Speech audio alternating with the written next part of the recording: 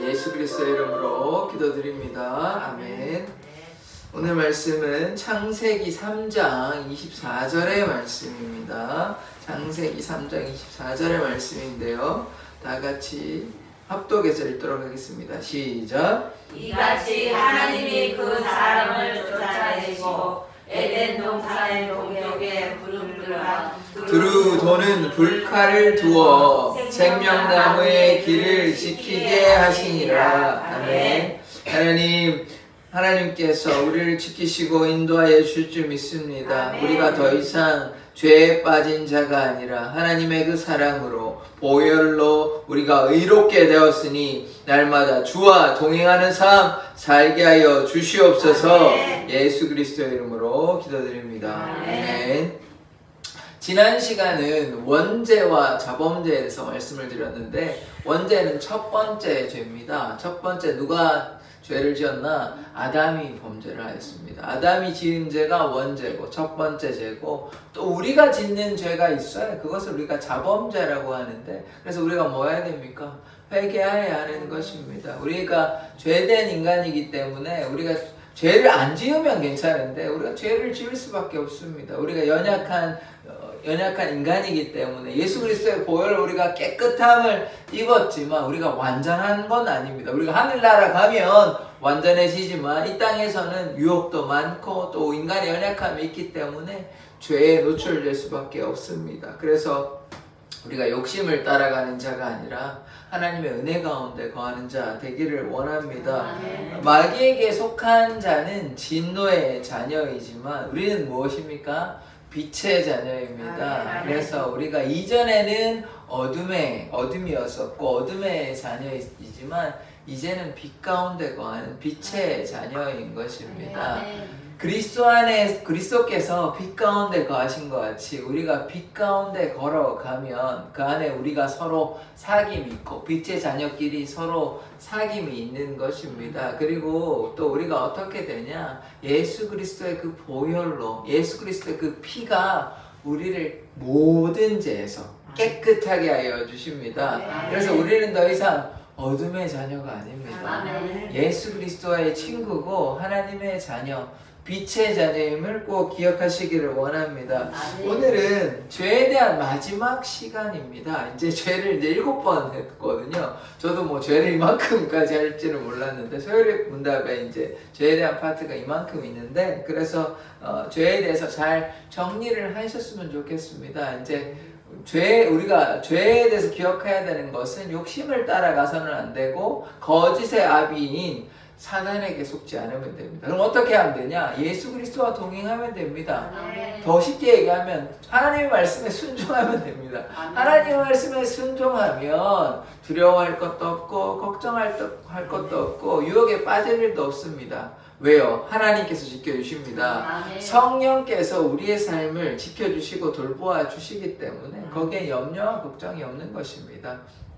혹여나 마음에 불안함이 있고 두려움이 있다면 뭐 해야 되겠습니까? 예수의 이름으로 선포하십시오. 예수의 이름으로 나에게 평안을 달라고 선포하시고, 또 어둠이 우리에게 다가온다 그러면 예수의 이름으로 선포하고 떠나가라고, 예수의 이름으로 선포하니 이 어둠의 영아 떠나가라, 이렇게 외치시면 됩니다. 예수의 이름으로 선포하니 어둠의 영은 떠나가라, 이렇게 외치시면 어둠의 영이 떠나가는 것입니다. 예수의 권세를 이길 자는 아무도 없습니다. 하나님께서 전능하신 하나님이시고 창조자 되신 하나님, 이 땅의 왕의 왕, 주의 주 하나님이시기 때문에 그 예수의 권세를 힘입으면 우리는 두려워할 것이 없는 것입니다. 그래서 우리가 죄된 인간이 아니라 주님 안에 참 의의 인간, 또 의의 자녀, 빛의 자녀 되기를 원합니다.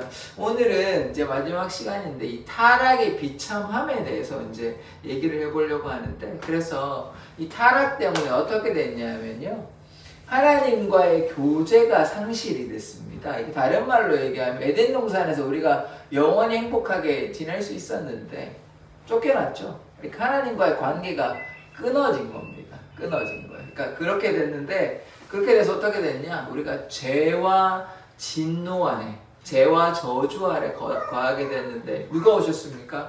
우리의 죄를 대속하시기 위해서 예수 그리스도가 오셨죠. 그래서 예수 그리스도가 오셨고 또 제일 마지막 우리가 중요한 것이 뭐냐면 예수 그리스도를 믿으면 영생이고 믿지 않으면 영원한 형벌이 있습니다. 그걸 영벌이라고 하는데 그런 네 가지의 말씀을 오늘 한번 하나하나 살펴보도록 하겠습니다. 첫 번째 말씀인데요. 창세기 3장 24절의 이 말씀입니다. 이 말씀을 한번 다 같이 한번 다시 읽어보겠습니다. 시작. 이같이 하나님이 그 사람을 쫓아내시고 에덴 동산 동쪽의 그룹들과 두루 노는 불칼을 두어 생명나무의 길을 지키게 하시니라. 아멘. 이 참 안타까운 이야기인데요. 이게 어떻게 됐냐면 아담과 하와가 선악과를 따먹음으로 다른 말로 불순종하여 사단에게 속아가지고 그래서 어떻게 됐냐? 에덴 동산에서 쫓겨났습니다. 보시면 이같이 하나님이 그 사람을 쫓아내시고 이 그 사람은 누구냐? 아담과 하와를 가리키는 것이거든요. 그래서 아담과 하와가 쫓겨났습니다. 에덴 동산에. 이제 에덴 동산에 살지 못해요. 그러면 뭔 말이냐? 이제 죽음이 그들에게 다가오는 것이 영원히 살지 못합니다. 왜냐하면 선악과를 따먹음으로 하나님의 명령을 어겼기 때문이죠. 그래서 그 사람이 쫓겨났는데 에덴 동산에 이제 지켜야 되는 그 쫓겨나면 당연히 이제 잘 못 올 텐데 그런 것만 한 게 아니라 이제 경비를 강화시켰어요. 그래서 어떻게 했냐면 에덴 동산 동쪽에 그룹들과 이 그룹은 우리가 아는 뭐 그룹 뭐 한 그룹 두 그룹 이거 얘기하는 게 천사들을 얘기하는 거거든요. 이 천사들의 무리와 두루 도는 불칼을 두어 이 불칼만 이렇게 둔 건 아닌 것 같고 이 천사가 아마 불칼을 쥐고 있었다 이렇게 생각을 하는데 그래서 불칼을 두어 생명나무의 길을 지키게 하시니라. 그러면 우리가 알 수 있는 것은 무엇이냐면 에덴 동산에 선악과도 있으나 선악을 알게 하는 나무도 있었는데 뭐가 있었냐면 생명나무가 있었습니다. 이 생명나무는 어떻게 되냐? 먹으면 영생하는 거예요. 그러니까 요거를 못 먹게 하려고. 왜냐하면 지금 불순종했잖아요. 그래서 지키려. 이제 뭐 나가서 이렇게 들어오는 게 용이하지 않았을 거라고 생각을 하는데 이렇게 지키게 하였습니다. 그래서 이게 어떻게 된 일이냐? 하나님과 인간이 원래 어떤 존재였습니까? 하나님의 형상대로 인간을 만들었잖아요. 그런데 인간이 불순종함으로 지금 뭐가 들어왔습니까? 세상에? 죄가 들어왔어요. 죄가 들어옴으로 하나님과 인간이 어떻게 되었습니까? 관계가 깨트려진 거예요. 깨트려진 거예요. 원래 하나님과 인간이 하나의 가족이었는데 인간이 그것을 깨트린 거예요. 뭐함으로? 불순종함으로. 그래서 하나님과 인간의 관계가 깨트려지는 것이 참 슬픈 소식이죠. 그래서 쫓겨나게 된 것이에요. 우리가 뭐 좀 쉬운 말로 얘기하자면 호적에서 파였는 거예요. 그래서 이제 더 이상 내 자식이 아닌 거예요. 하나님의 자녀가 아니라 어떻게 된 것입니까? 진노의 자녀가 죄의 노예가 돼버린 것이죠. 하나님께서 일부러 그렇게 하신 건 아닙니다. 그런데 어떻게 됐죠? 인간들이 아담과 하와가 사단에게 속아서 이런 일이 발생이 된 것이죠. 그래서 인간에게 죽음의 고통이 다가오게 된 것입니다. 우리가 죽지 않을 수 있었어요. 인간이 죽지 않을 수 있었습니다. 에덴 동산에서 영원히 행복하게 살 수 있었어요. 그런데 불순종의 함으로 말미암아 죽음이라는 공포가 우리에게 다가오는 것이에요. 그래서 우리에게도 여전히 죽음이, 물론 신자들에게는 죽음이 끝이 아니라 영생으로 나아가는 축복의 길이긴 하지만 그냥 일반 사람들에게 죽음이라고 하면 때로 무섭고 두렵고 이런 고통이 있잖아요. 죽고 싶어하는 사람 많지 않을 겁니다. 그래서 우리 죽음이라고 하면 이런 고통이 있는 것이에요. 그러나 신자들에게는, 예수님을 믿는 사람에게는 죽음이 끝이 아닙니다. 우리에게 무엇이 있다고 말씀드렸죠? 영생이 있습니다. 영원한 생명이 있어요. 구원의 문이 열려 있습니다. 예수님을 믿기만 하면 돼요. 예수님과 동행하기만 하면 영생의 문이 열려 있으니 걱정하거나 좌절할 필요가 전혀 없는 것이죠. 그러나 우리가 하나님과의 관계가 깨트려졌다는 것, 우리의 신분이 박탈당했다는 것, 물론 예수로 다 회복시켜 주셨지만 아담과 하와로 이 교제가 상실되어서 이 박탈당했다는 것을 우리가 기억해야 하는 것입니다. 혹시 어릴 때 가출 한번 해보신 적 있으십니까? 젊은 시절에. 네네네. 저도 생각까지는 해보는 것 같습니다. 가출, 왜냐하면 여기 집에 있으면 너무 막 답답하니까 막 부모님은 왜 이렇게 잔소리를 하시고 맨날 나는 맨날 말 안 듣는 그런 뭐라고 하시는 이런 잔소리나 또 혼내시는 거 하니까 참다가 이제 이 집에서 더 이상 못 있겠다 이래가지고 뭐 이렇게 나가시고 이렇게 막상 나가보면 뭐 너무 괴롭잖아요. 뭐 잠을 제대로 잘 수가 친구집에 전전하는 것도 하루 이틀이지. 그러니까 너무 괴로워서 이제 나중에 이제 들어가게 되는데, 그래서 이런 거예요. 이제 하나님 품 안에 있으면 우리가 뭐 하나님이 자꾸 말씀으로 이거 해라 저거 해라 예배 나와라 기도해라 말씀 읽어라 뭐 헌금해라 이러저러 얘기하니까 뭐 그만했으면 좋겠는데, 그래가지고 집을 나가면 행복할 것 같지만 아니라니까요. 탕자의 삶이라니까요. 그게 막 처음에는 좋죠. 막 자기 가진 돈 막 쓰면서 뭐 부어라 마셔라 해가지고 막 즐기면 좋은 것 같지만 마음에 뭐가 생깁니까? 하나님 생깁니다. 아이고 집에 돌아가면 맛있는 음식 먹을 텐데 이제 신세가 이제 거짓 신세가 되니까 그런 게 되는 거예요. 그러니까 보암직도 하고 먹음직도 한다고 해서 그거를 막 벌컥벌컥 마셔서는 안 되는 것입니다. 그러면요 마음이 허전해집니다. 지금 막 이렇게 사랑하니까 잔소리 하는 거예요. 하나님께서 사랑하는 자에게 뭐 하십니까? 징계하십니다.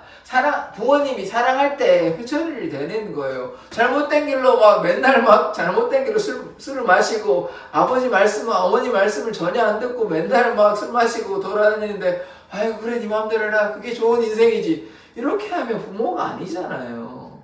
그렇게 잘못된 길로 가면 혼내기도 하고 타이르기도 하고 때로 매를 들기도 하고 그렇게 해야 돌아오면 그게 더 바람직한 것이지 뭐 술 마시고 막 엉뚱한 길로 가고 있는데 아이 뭐 그래도 돼 뭐 맘대로 살아 이러면 안 되잖아요. 부모가 혼내기도 하고 바른 길로 인도해야 되는 거잖아요. 그러니까 마찬가지예요. 하나님도 우리를 사랑하시기 때문에 때로 회초리를 들 수 있습니다. 우리가 잘못된 길로 가는데 계속 가고 있는데 아이고 막 부어라 마셔라고 있는데 좋다고 하면 하나님께서 얼마나 속상하시겠어요? 그게 부모의 마음입니다. 그래서 때로 우리가 잘못했을 때입니다. 우리가 잘하고 있는데 하나님 혼내시지 않습니다. 우리가 잘못했을 때 하나님께서 우리를 징계하시는 것은 무엇입니까? 하나님의 사랑입니다. 그래서 우리가 혼날 때는 하나님께서 나를 너무나 사랑하시는가 보다 이렇게 생각하시면 됩니다. 그래서 우리가 고난당할 때 내가 무엇을 잘못한 것은 아닌가 한번 돌이켜 보셔야 돼요. 우리가 하나님 말씀 다 잘 듣는데도 때로 고난이 있지만 하나님 말씀 안 들을 때는 당연히 고난이 있습니다. 죄에 대한 그 형벌이 있는 것이에요. 그래서 그때 우리가 반드시 돌이키기를 원합니다. 오히려 그게 더 무서운 것이에요. 죄를 막 짓고 있는데 아무 일이 발생이 안 될 때가 더 무서운 신호입니다. 뭐 맨날 죄를 짓는데도 뭐 편안해요. 뭐 아무렇지도 않아요. 그러다가 이제 뭐 더 이상 기회가 없을 수 있습니다. 그 기회가 떠나기 전에 반드시 하나님 손 붙잡으셔야 되는 것입니다. 그래서 에덴 동산에서 편하게 사는 것이 다른 말로 교회 안에서 편하게 지내는 것이 마음이 편한 것입니다. 네, 뭐 지켜야 될 규칙은 있어요. 선악과 따먹지 말아야 되고 하나님께서 하라는 건 해야 되는데 뭐 세상이 좋다고 교회에서 하는 건 뭐 다 귀찮아. 세상에 나가 보십시오.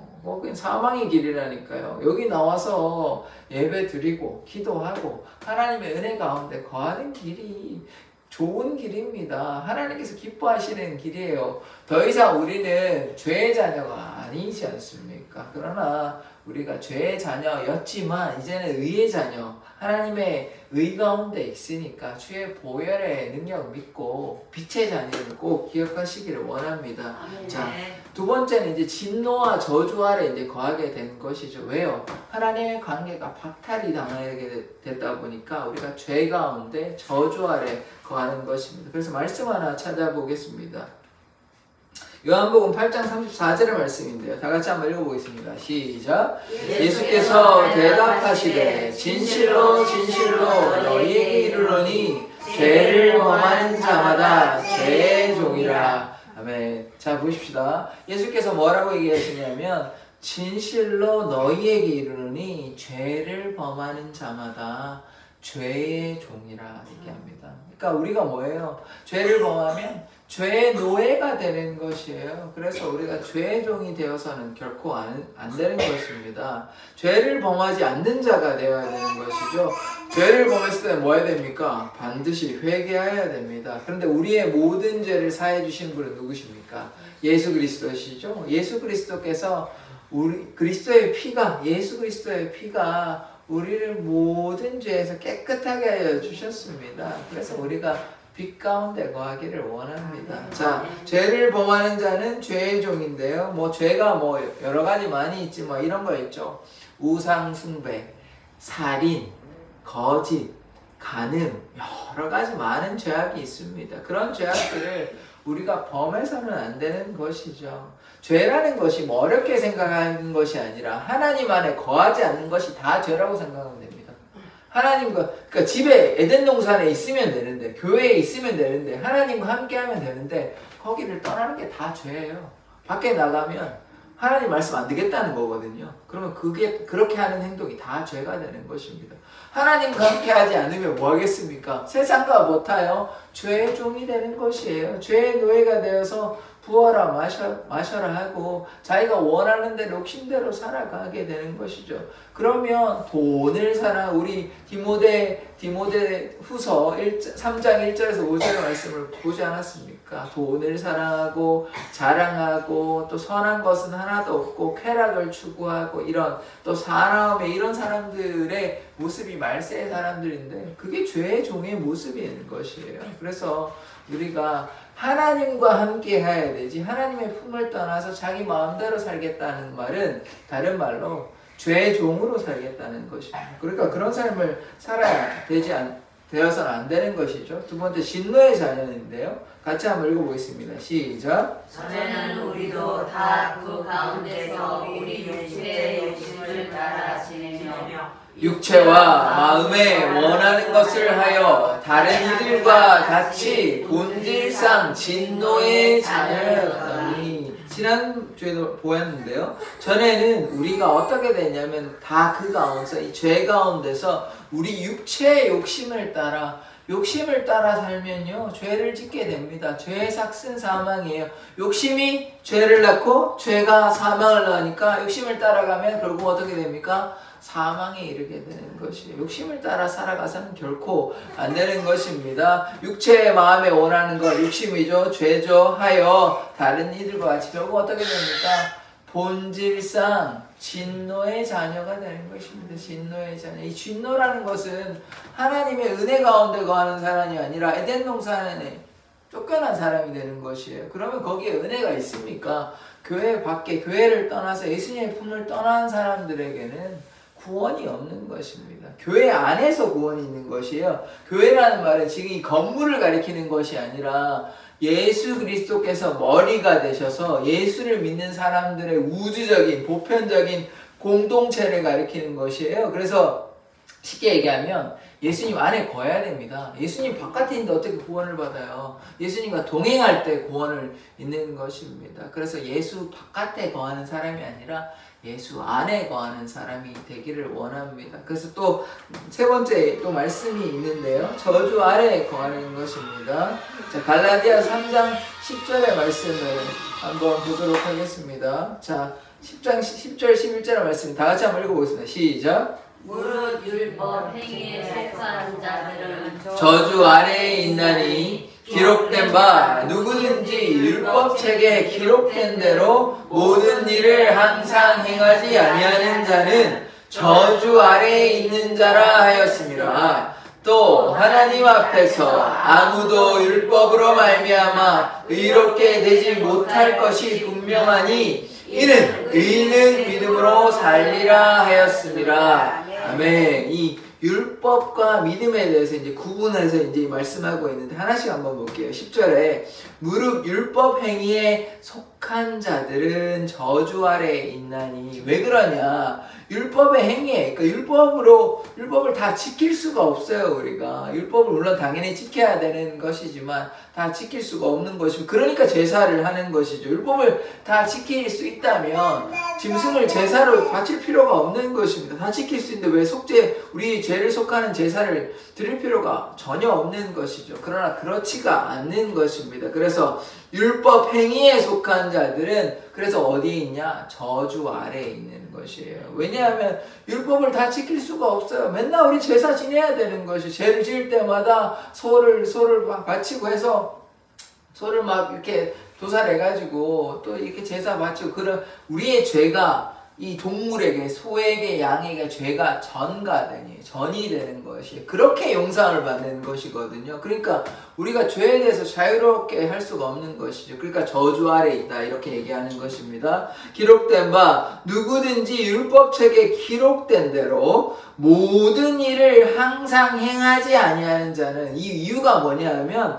율법에 기록된 대로 우리가 다 지킬 수가 없는데 항상 행하지 아니하면 저주 아래 있는 것이에요. 이게 이제 이따가 말씀을 보는데 신명기에 나오는 말씀이 이따 한번 찾아보겠습니다. 11절에 그래서 율법을 다 행하지 못하기 때문에 결국 어떻게 됩니까? 저주 아래 있는 것이는 거예요. 율법을 다 지킬 수 있으면 상관이 없는데 지킬 수가 없어요, 인간은. 인간이 죄된 인간인데 하나님의 교제가 상실되었잖아요. 그래서 순종하고 따라가려고 하지만 우리 죄된 속성 때문에, 원죄 때문에, 자범죄 때문에, 죄에 대한 연약감 때문에 우리가 죄를 지을 수밖에 없는 것이고, 그러니까 어디 아래 있는 거예요? 저주 아래 있는 것이에요. 그래서 우리가 죄에 대해서 저주 아래 계속 이렇게 거하게 되는데, 11절에 또 하나님 앞에서 아무도 율법으로 말미암아 의롭게 되지 못할 것이 분명하니, 그러니까 율법으로는 우리가 의롭게 될 수는 없는 것이에요. 율법은 하나의 가르쳐주는 교사가 될 수는 있어요. 가이드라인을 대신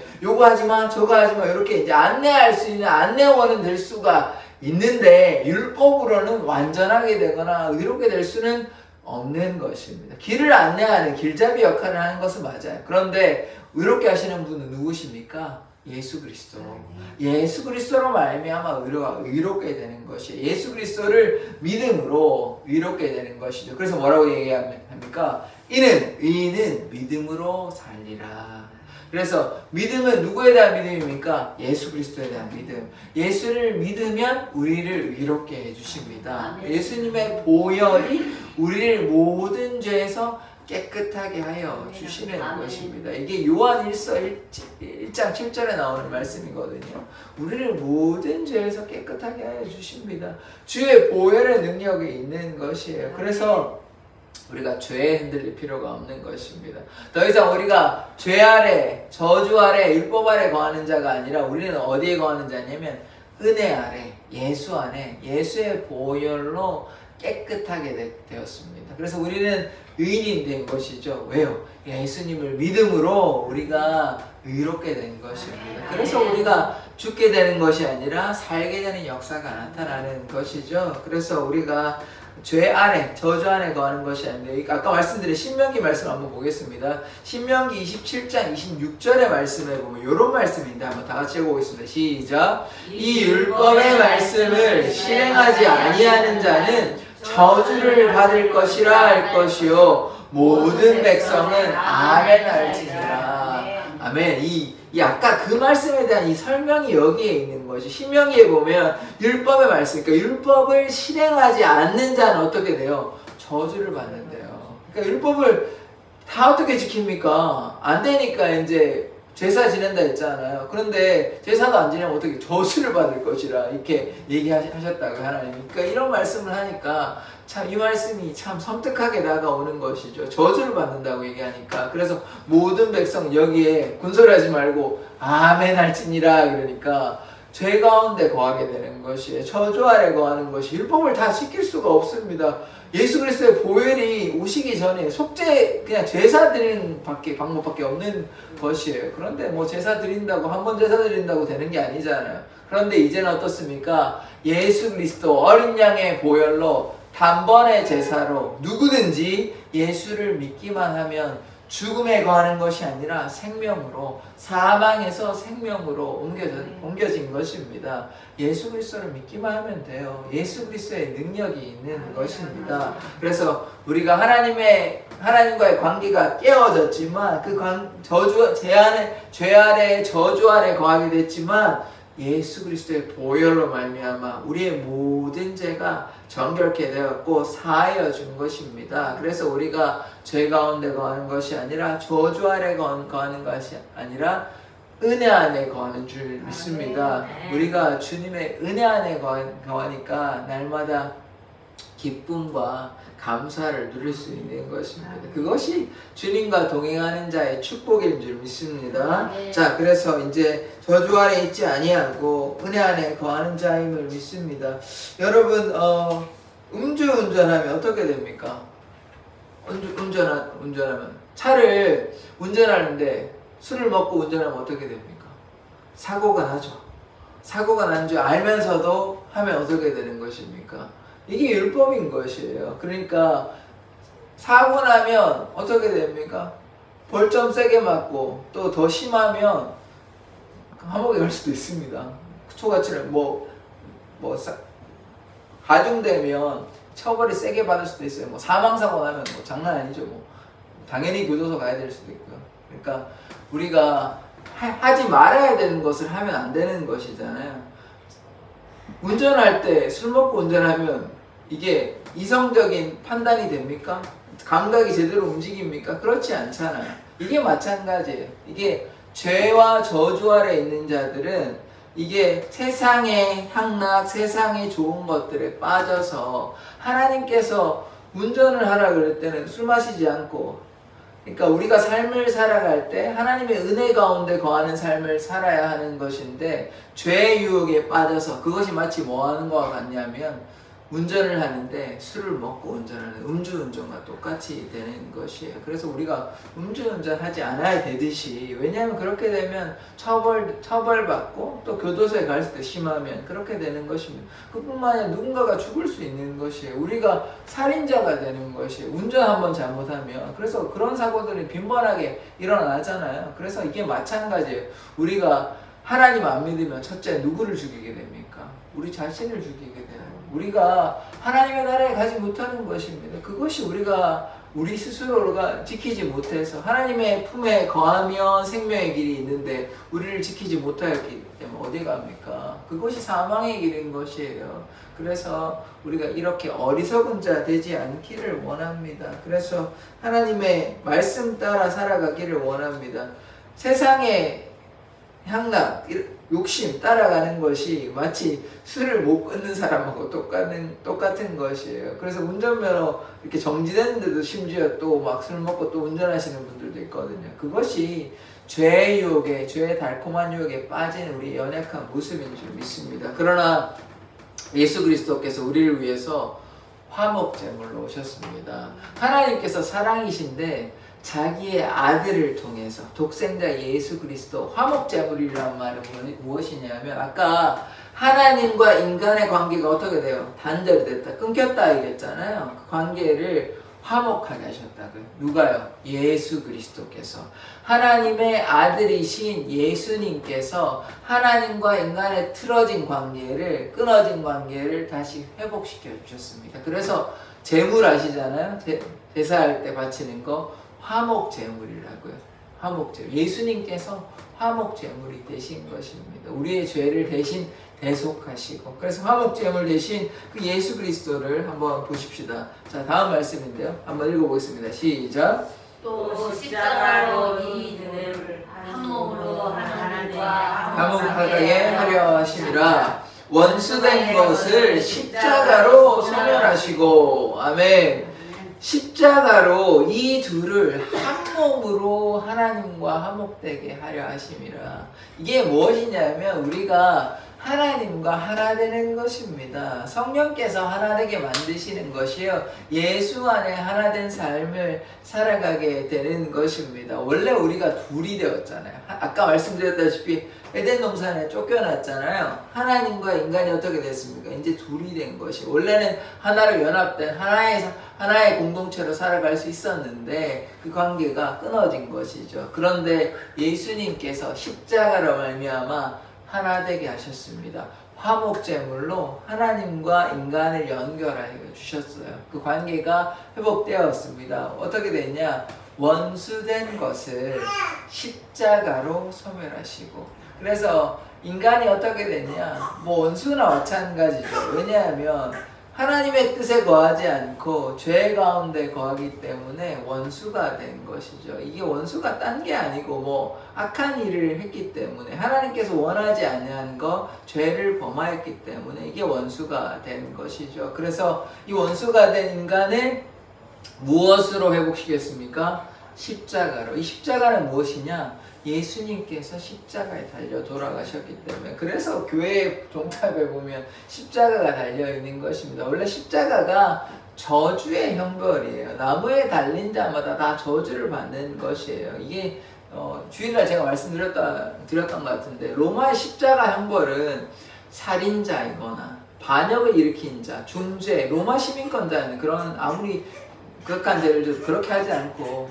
그렇게 이제 이방인들이나 이런 악한 일들을 한 사람에게만 십자가 형벌이 거해지는 것입니다. 그런데 예수님께서 왜 십자가에 달려 돌아가셨나? 유대인이시기도 하시고, 또 뭐 예수님께서 반역을 일으키신 게 아닙니다. 거짓으로 고소해가지고 유대인의 왕이다 뭐 이렇게 해가지고 예수님께서 십자가에 달려 돌아가셨는데, 그 십자가로 말미암아, 다른 말로 예수 그리스도의 보혈로, 예수 그리스도의 희생으로 말미암아 우리가 어떻게 됐습니까? 우리의 관계가 회복된 것입니다. 원수된 우리의 틀어진 관계가 십자가로 말미암아 회복이 되는 것이죠. 그래서 우리가 하나님의 그 사랑과 은혜를 깨달아야 되는 것입니다. 그래서 우리가 어떤 삶을 살아갈 수 있냐?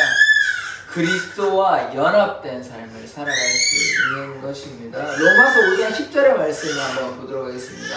다 같이 한번 읽어보세요. 시작. 곧 우리가 원수 되었을 때 그의 아들의 죽으심으로 말미암아 하나님과 화목하게 되었은즉, 화목하게 된 자로서는 더욱 그의 살아나심으로 말미암아 구원을 받을 것이니라. 아멘. 자, 우리가 원수 되었죠. 하나님과 인간의 관계가 이게 틀어졌는데 그의 아들의 죽으심으로, 아까 십자가 말씀드렸잖아요. 예수님께서 십자가에 달려 돌아가심으로 말미암아 하나님과 어떻게 됐대요? 화목하게 되었대요. 이 틀어진 관계가 회복된 것이죠. 화목하게 되었은즉, 화목하게 된 자로서는 더욱 그의 살아나심으로 말미암아 구원을 받을 것이니라. 다른 말로 화목 제물이 되신 예수로 말미암아 구원을 받는다는 것입니다. 하나님과 인간의 관계가 틀어졌는데 그 관계가 화목하게 하나 되셨고 한 몸이 됐고, 이제 어떻게 되냐? 예수를 믿기만 하면 거기에 무엇이 있습니까? 구원을 받는다는 것입니다. 그래서 하나님과 인간의 관계가 회복되었으니까 예수 안에 거하면 우리가 이제 원수가 아니라 하나님의 그 사랑을 누리는 하나님의 자녀, 예수의 친구, 또 그래서 하나님과 한 몸이 되는, 하나님 안에 하나가 될 수 있는 그런 사람이 되는 것입니다. 그래서 우리가 구원함을 얻게 되는 것이죠. 제일 마지막으로 이 말씀이 있는데요. 하나님을 믿는 자는 그래서 구원이 있고 영생이 있는데, 하나님 믿지 않으면 뭐가 있다 그랬습니까? 영벌이 있다고 했죠. 영원한 형벌이 있다 그랬죠. 이 마태복음 25장에 보면 이러한 말씀이 있는데요. 마태복음 25장 31절부터 33절의 말씀까지를 다 같이 한번 읽어보도록 하겠습니다. 시작. 이나가 자기 영광으로 모든 천사와 함께 오를 때 자기 영광의 보좌에 앉으리니 모든 민족을 그 앞에 모으고 각각 구분하기를 목자가 양과 염소를 구분하는 것과 같이하여 양은 그 오른편에 염소는 왼편에 두리라. 아멘. 자, 이게 예수님께서 이 종말 24장에 나오거든요. 그 다음 25장에 이제 어떻게 구분하시는지 양과 염소, 의인과 죄인으로 이렇게 구분하시는 말씀인데, 하나씩 보면 31절 말씀에 인자가 자기 영광으로 모든 천사와 함께 올 때에 자기 영광의 보좌에 앉으리니, 하나님께서 예수 그리스도께서 이 땅에 다시 오시거든요. 2000년 전에 한번 오셨고 이제 다시 오십니다. 그때는 인간은 아무도 모릅니다. 그러나 하나님은 아시겠죠. 그래서 하나님이 정하신 때, 이 종말의 때 오시는데, 그때 어떻게 오시냐, 영광의 보좌에 앉으십니다. 이제 구름 타고 천군 천사와 같이 이렇게 구름 타고 빨간 옷 입으시고, 예수님 피에 오시거든요. 피 옷 입으시고 흰말 타고 이렇게 오시는데, 거기 오셔서 어떻게 하냐, 영광의 보좌에 앉으셔서, 이 보좌라는 말은 무엇이냐면 2000년 전에 어떻게 오셨죠? 종으로 오셨습니다. 십자가에 달려 돌아가셨어요. 근데 다시 오실 때는 심판자로 오십니다. 왕으로 오십니다. 그래서 제일 마지막에 보시다면 양과 염소를 이렇게 구분하는 것이에요. 의인과 악인을 심판하시는 것이에요. 32절 모든 민족을 그 앞에 모으고, 하나님 앞에 이제 모든 사람들이 다 서게 되는 것이요, 각각 구분하기를 목자가 양과 염소를 구분하는 같이 하여. 33절 양은 그 오른편에 염소는 왼편에 두리라. 오른편의 양은 무엇입니까? 천국에 가는 사람들이에요. 근데 왼편에 염소는 무엇입니까? 지옥 가는 것이죠. 천국에 가지 못합니다. 그러니까 양과 염소, 그 다음에 선과 악, 의인과 악인, 이 구분이 되는 것이거든요.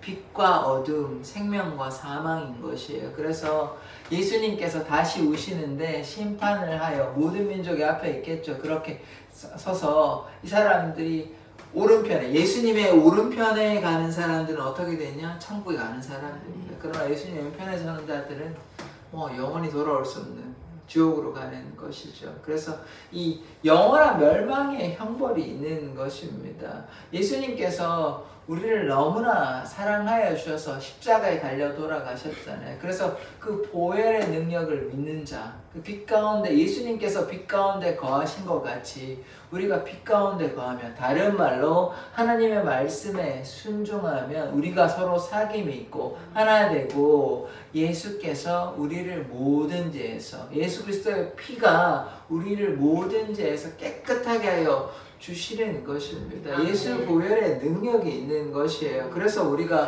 빛 가운데 가고 예수의 보혈을 의지하면 어디에 있습니까? 하나님 우편에 있는 것이에요. 그러면 우리가 구원함을 얻고 영생을 얻는 것입니다. 그러나 그렇지 아니하면 영원한 형벌이 있는 것이에요. 그래서 우리가 두 가지 이 선택의 갈림길에 있는 것입니다. 세상이 좋다고 하면, 아까 운전하는 것처럼 이제 그만해야 되는데, 제대로 운전하고 차를 이제 멈춰야 되는데 돌이키지 않냐고 계속 부어라 마셔라 하고 운전하고 이렇게 하면 어떻게 됩니까?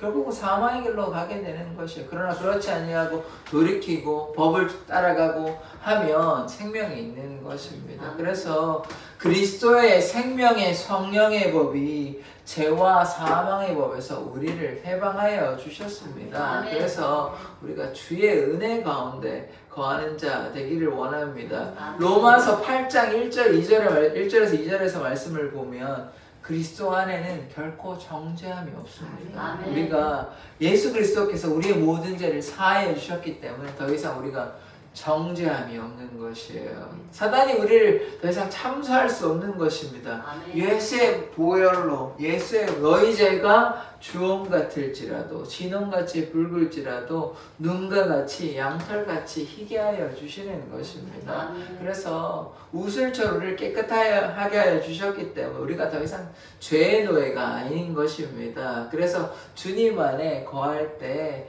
우리가 참 생명의 길로 나아갈 수 있는 것입니다. 왜냐하면 죄와 사망의 법에서 생명의 성령의 법이, 예수 안에 있는 생명의 성령의 법이 우리를 죄로부터, 해방하였습니다. 아멘. 그래서 우리가 죄로부터 자유함을 얻는 것입니다. 주의 영이 계신 곳에 자유함이 있는 것입니다. 아멘. 성령 가운데 자유함이 있는 것이에요. 그래서 우리가 죄된 세상을 쫓아가지 아니하시기를 원합니다. 아멘. 지금 제가 뭐 이 우리 세상의 모임이 뭐 그냥 뭐 나쁘진 않죠. 그냥 모여서 뭐 식사도 하고 뭐 같이 하는 거라고 이렇게 볼 수 있는데 자꾸 세상의 길로 가다 보면 뭐 그렇게 할 수도 있지. 교회 한번 빠져도 되지. 뭐 교회 뭐 맨날 가는 교회 뭐 매주 가는 교회 뭐 교회 안 가면 그만 그 다음 주 가면 되지. 뭐 다음 달에 한번 가면 되지.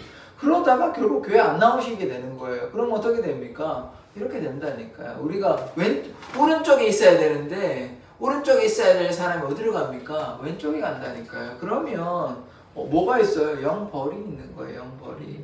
예수님께서 우리를 생명의 길로 인도하여 주셨는데 마귀에게 속아가지고 택한 자들도 미혹하려고 예수님 믿는 자들로 아니야 그거 예수님 안 믿어도 돼 마음대로 살아 거기에 속아가지고 뭐 좋지 뭐 교회 안 가면 어때 교회 가도 뭐 별 재미도 없는데 이러고 뭐 계속 하면 어떻게 돼요? 구원이 없다니까요.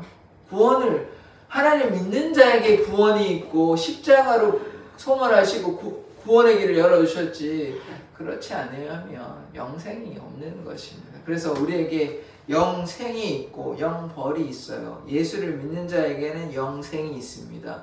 예수를 믿지 아니하는 자에게는 영벌이 있는 것이에요. 하나님을 모르는 자, 예수의 복음을 따라가지 않고 예수의 복음에 복종하지 아니하는 자는 영원한 형벌이 있는 것입니다. 이 말씀에 다 나오는 말씀이거든요. 그래서 우리가 예수를 따라가기를 원합니다. 뭐 주일날 예배 나오는 거 혹은 뭐 수요일 예배 나오는 거 또 우리 또 새벽기도 하게 될 때는 새벽기도 나오는 것이 좀 귀찮을 수 있습니다. 인간적인 생각으로 하면 뭐 매일 뭐 기도하냐 목사님 맨날 뭐 교회 나오라 하냐 그렇지만 나중에 천국 가면 우리가 하는 일이 무엇인지 아십니까? 예배밖에 안 해요. 하나님 찬양하는 거 합니다. 천국 가면 빛이 없어요. 예수 그리스도가 빛이 되셔가지고 그거 하는데 여기서도 그거 안 하면서 천국 가서 어떻게 그거 할 거예요? 여기서 그거 하면 할 때 나중에 가서도 그걸 자연스럽게 하는 거예요. 전혀 뭐 예수님도 모르고 뭐 이러겠다가 갑자기 가면 얼마나 낯설고 그렇게 하겠습니까? 천국에 사는 일이요. 예수님 찬양하고 하나님 찬양하고 이런 거 하는 것이 천국에서. 그러니까 천국이 어떤 개념인 공간적으로만 이해하지 마시고 천국이 뭐냐 관계적인 첫 번째 관계를 말씀드렸잖아요. 하나님과 인간의 관계가 틀어졌다고 얘기했잖아요. 관계가 회복되는 그게 천국이라니까요. 관계가 회복되는 거, 예수님과 인간의 관계가 회복되는 거, 하나님과 인간의 관계가 회복되는 그게 천국이라니까요. 딴 게 천국이 아니고. 그러면 어떻게 해야 돼요? 우리가 예수님 안에 거하는 것이 관계가 회복되는 것이 천국인데 이 자꾸 공간적인 개념, 공간이 없다는 뜻이 아니라 공간적인 개념으로만 이해해서 되는 게 아닙니다. 관계가 회복되는 게 중요한 것이에요. 그러니까 우리가 하나님과 하나 되는 거, 이 관계가 회복되는 것이 이미 이 땅에 우리가 살아가지만 우리가 천국에 거하는 것입니다. 우리가 뭐 공간적으로 꼭 뭐 죽어서 천국, 당연히 천국이 있으면 제가 없다는 게 아니에요. 당연히 있습니다. 갑니다. 천국 가는데 하나님과의 관계가 회복되면 이 땅에 우리가 삶을 살아가는 것이 무엇이냐? 천국을 누리는 삶인 것입니다. 그래서 우리가 영생을 누리는 자 되기를 원합니다. 절대로 우리 사랑의 교회 성도들이 하나님을 믿는 자들이 하나님의 품을 떠나서 영벌에 이르지 않기를 원합니다. 하나님을 믿지 아니하는 자에게는 영원한 파멸의 벌이 있는 것이에요. 제가 말씀드렸잖아요. 저는 절대로 지옥 가고 싶지 않다고. 여러분들도 절대 지옥 가시면 안 됩니다. 지옥 가면요 헤어나올 수 없는 것이에요. 그래서 하나님과 영원히 행복한 삶 누리기를 원합니다. 그래서 우리 죄에 대해서 이제 다 끝을 내게 되는데요. 이 죄 파트에 대해서 물론 앞으로 또 나오긴 하겠지만 우리가 죄 가운데 거해서는 안 되는 것입니다. 우리가 죄를 쫓아가는 삶, 욕심을 따라가는 자가 아니라 하나님의 은혜 가운데 거하는 자, 예수의 보혈을 의지하며 은혜 안에 거하기를 원합니다. 우리가 은혜 안에 거하고 하나님의 능력 안에 거하면 삶의 기쁨과 감사가 있는 것이에요. 오늘 이렇게 나와서 예배 드리는 것은 누구 만나려고 온 것입니까? 저 만나러 왔습니까? 오늘 목사님 뭐 입었나? 오늘 목사님 뭐 하네? 그런 시간이 아니라니까요. 그런 시간이 아니라 우리가 여기 나와서 하나님 만나고 예수님 만나고 성령 안에 충만하려고 여기 나온 거예요. 그러니까 예배가 그런 연습을 하는 것입니다. 천국 연습하는 것이에요. 그러니까 천국이 뭐라고 말씀드렸습니까? 하나님과의 관계가 회복되는 것이 천국이라고 말씀드렸잖아요. 그래서 우리가 예배가 그 관계를 회복하고 하나님 앞에 우리가 기쁨과 감사를 하나님께 하나님 사랑합니다. 하나님의 뜻이 무엇입니까? 그런 시간이 예배인 것이에요. 그러니까 이 예배가 무슨 교회가 그렇게 예배를 많이 하냐, 적당히 한 달에 한 번만 하지, 이럴 게 아니라, 우리가 사랑하는 사람을 자주 만나는 시간인 것이에요. 그래서 나중에는 천국 가면 맨날 매 순간 만나야 하실 텐데, 그때는 저는 잘 모르겠으면 이러실래요? 그러지는 않으실 거야 될 거 아니에요. 천국에서 하나님 얼굴도 잘 모르겠으면 이러면 안 되잖아요. 그러지 마시고, 부끄럽지 않으시려면 평소에 살아있을 때, 이 땅에서 하나님과 열심히 동행하면 그 땅에서도 당연히 부끄러울 게 뭐가 있으면 평소에 하나님과 동행하는 삶을 살았는데요. 그래서 우리가 예수와 동행하는 삶을 살아가기를 원합니다. 말씀을 정리하겠습니다. 하나님과의 관계가 틀어졌죠. 그러나 우리가 죄와 저주의 안에 놓여 있었지만 예수님께서 화목제물로 십자가의 보혈로 우리를 깨끗하게 하여 주셨습니다. 그러나 꼭 기억하셔야 될 것은 우리에게 두 가지 길이 있습니다. 영생이 있고 영벌이 있는 것입니다.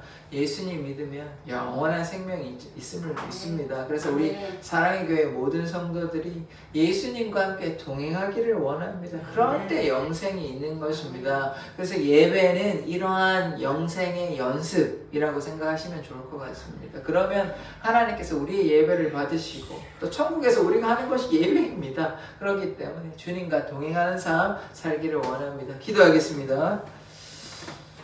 하나님, 우리가 날마다 주의 뜻 안에 주의 품 안에 거하기를 원합니다. 세속에 물들어 세상의 헛된 것 바라보지 아니하며 자기를 지켜 오직 주님의 말씀 가운데 주님의 능력 가운데 거하기를 원합니다. 주님, 우리의 삶을 지키시고 인도하여 주시옵소서. 아픈 부위에 이제 손을 얹어 주십시오. 하나님, 우리의 연약함을 아시는 주님, 주님의 보혈로 우리의 연약한 육체와 연약한 마음을 주님께서 치료하여 주시고 정결케 하여 주시옵소서. 주의 보혈의 능력이 있음을 고백합니다. 그가 찔림은 우리의 죄를 인함이고 그가 상함은 우리의 허물을 인함임을 고백합니다. 그가 채찍에 맞음으로 우리가 나음을 얻었으니 주의 보혈로 말미암아 우리의 모든 죄를 사하여 주시고 우리를 깨끗하게 정결하게 온전하게 하여 주시옵소서. 우리의 육신을 치료하여 주시고 마음의 어두움을 주님께서 치료하여 주셔서 깨끗하게 하여 주시옵소서. 악한 영들을 예수의 이름으로 선포하오니 떠나갈지어다.